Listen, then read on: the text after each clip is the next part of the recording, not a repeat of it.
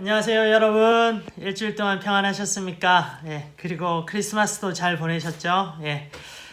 오늘은 여러분들과 같이 요한계시록의 말씀을 살펴보려고 합니다. 오늘 이 시간에 이 말씀의 목적은 분명합니다. 요한계시록이 어떤 책인지를 저희들이 알고 또 어떻게 이 책을 읽으면 좋을지에 대해서 말씀을 나누고 싶습니다.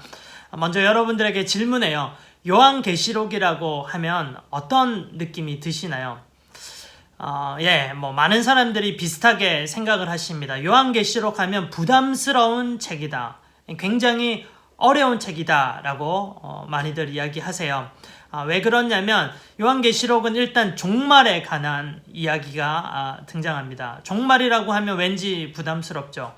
그리고 또 요한계시록에는 많은 단어들이 나오는데 그 단어들 하나하나가 또 우리가 알지 못하는 상징을 가지고 있는 그런 비밀스러운 단어들이 많이 나옵니다.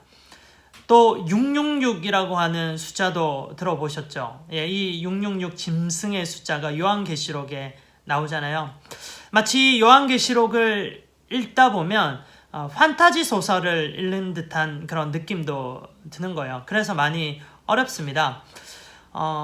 종교 개혁자 중에 유명한 존 칼빈이라고 하는 사람이 있어요. 완전 굉장히 천재적인 이런 설교자이고 신학자입니다.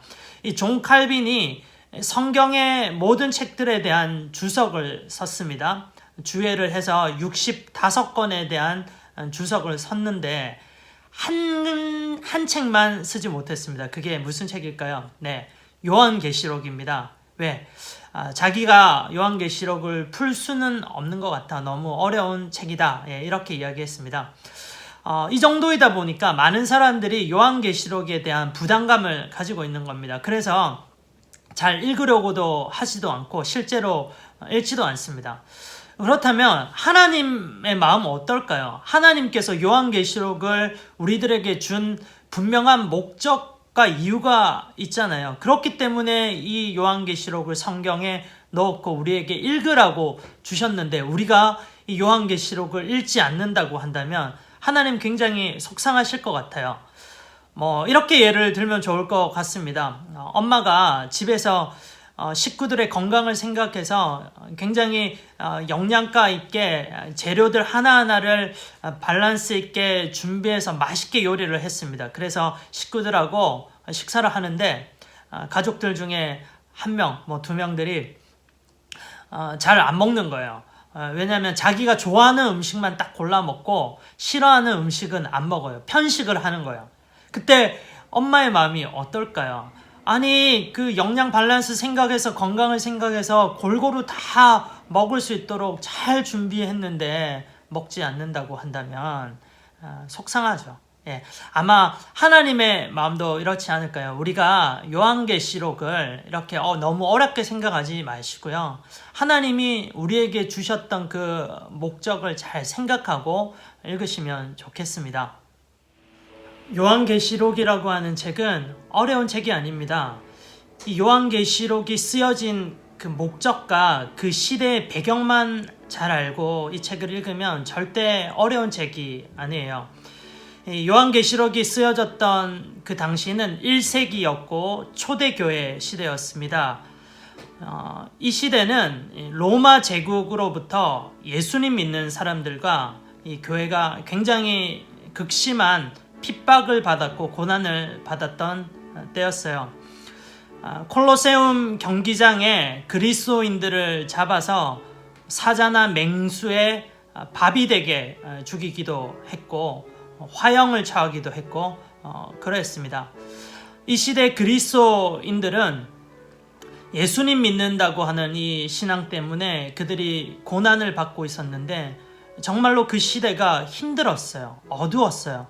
마치 캄캄한 동굴 안에서 생활하는 듯한 그런 느낌이었을 거예요. 어떤 조금이라도 빛이 보이지 않는 그런 절망과 낙담 가운데 그들은 하루하루를 살아야 했던 것입니다.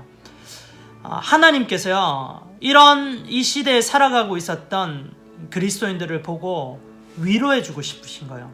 그들을 격려해주고 싶으신 거예요. 그래서 하나님은 사도 요한을 통해서 그들에게 요한계시록이라고 하는 책을 쓰게 하고 그것을 읽게 하셨습니다. 당시에 소아시아라고 하는 지역에 7교회 교회와 성도들에게 이 요한계시록을 읽게 하고 돌려가면서 또 읽게 하면서 반복하면서 그들에게 위로를 주고 싶으셨던 거예요. 이 요한계시록을 읽었던 당시의 사람들은 정말로 하나님의 이 위로와 격려의 메시지인 요한계시록을 통해서 그들은 힘을 얻었어요. 결국 우리가 승리하는구나. 하나님을 믿는 사람들이, 예수님을 믿는 사람들이 결국에는 이 로마 제국과 싸워서 우리는 이기게 된다. 이러한 것들을 확신할 수 있었던 것입니다. 이런 관점에서 우리가 요한계시록을 읽어야 됩니다. 요한계시록을 읽다 보면 마치 영화를 보는 듯한 착각에 빠지게 됩니다. 이 요한계시록에 크게 흐르는 두 가지 배경 화면이 있습니다. 하나는 고난이라고 하는 배경 화면이고요. 또 하나는 승리라고 하는 배경 화면입니다. 이 고난과 승리라고 하는 배경이 번갈아서 왔다 갔다 이렇게 계속해서 등장을 합니다. 그런데 이 영화의 마지막 이 배경은요, 승리라는 겁니다. 중간중간에 고난들이 많이 나왔지만 그 마지막에는 결국 승리로 이 영화가 끝나는 거예요. 그게 바로 요한계시록에 흐르는 큰 두 가지 배경입니다. 예수님을 믿고 있는 성도들에게, 교회에게 그 마지막이 승리로 끝난다라고 하는 것은 너무나도 큰 위로와 또 격려가 되었다라는 것입니다. 우리가 오늘을 살아가는 우리도 이런 관점에서 요한계시록을 읽어야 되고 또 접근해야 되고 또 이것을 이해해야 된다는 것입니다. 오늘이 2020년 마지막 주일입니다. 여러분, 2020년을 뒤돌아보면서 가장 기억에 남는 사건, 단어가 무엇입니까? 바로 코로나가 아닐까요?